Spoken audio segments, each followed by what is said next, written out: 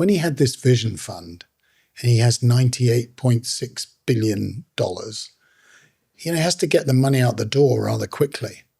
And he wasn't really paying attention. And then he had people working for his vision fund who were being marked on how much money they were literally spending on the companies. That was the measure. Just, well, have you invested? Have you spent your money?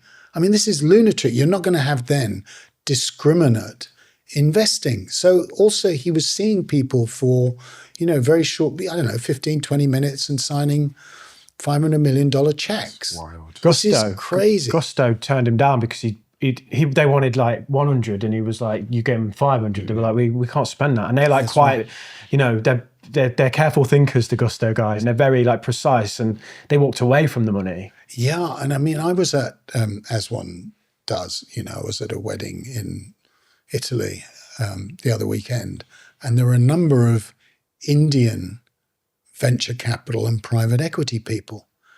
And they all were interested in my book on Masa because they'd had companies that had gone belly up. And then they'd been sort of vulture, coming in on the back of it. And they also told me a story about how, this force feeding of founders, tech founders, was lunatic. So they knew people, Indian, who'd gone to Masa and literally been given 3 or 4 times the money they actually originally asked for.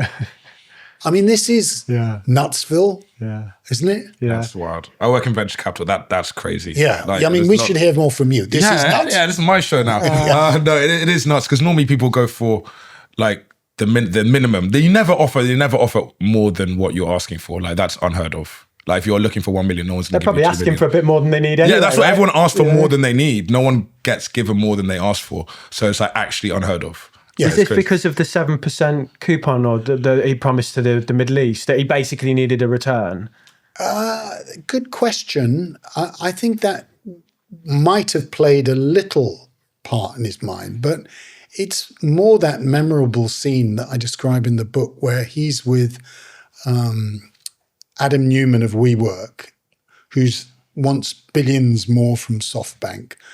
And he goes to Tokyo, and Masa is with the CEO and founder of Didi Chuxing, which is the ride-hailing rival to Uber. And Didi has just beaten out your favorite company, Uber.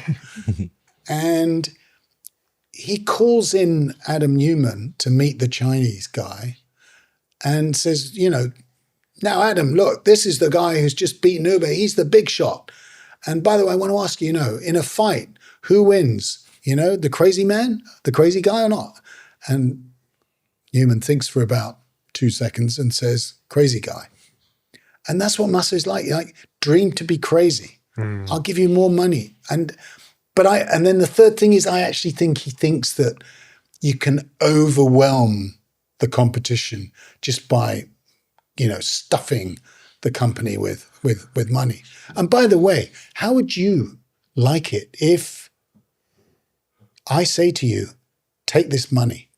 And by the way, if you don't take it, I'm giving it to Dema. So your competitor, yeah. How would you like that? You're going to take it. Good point. Most people would, and it's not a lot of people would take it, yeah. It's not a loan, it's you don't have to pay it back, right? If the business goes bust, the business goes bust and you walk away. Yeah, but it's still, you don't want your business there's to go a pressure, bust. but it's more... If I come to you now, I'll give you 300 million quid, you'd probably take it and go, I'll figure it out. Yeah, it's going to be hard to turn that down, isn't it? Yeah, it is. Especially if the alternative is, I'll give it to your competitor. And then you're definitely done. And you're definitely done, And he would do that all the time. He did it on Uber. He said, well, I'll put it into Lyft. I'll put the money. And similarly with Yahoo, if you don't take the money at Yahoo, I'll put it into Excite. It's a crazy type of hostile takeover, isn't it? Where it's I think it's more than a hostile takeover. It reminds me of Al Capone. Yeah. Going over and saying, nice place you got here.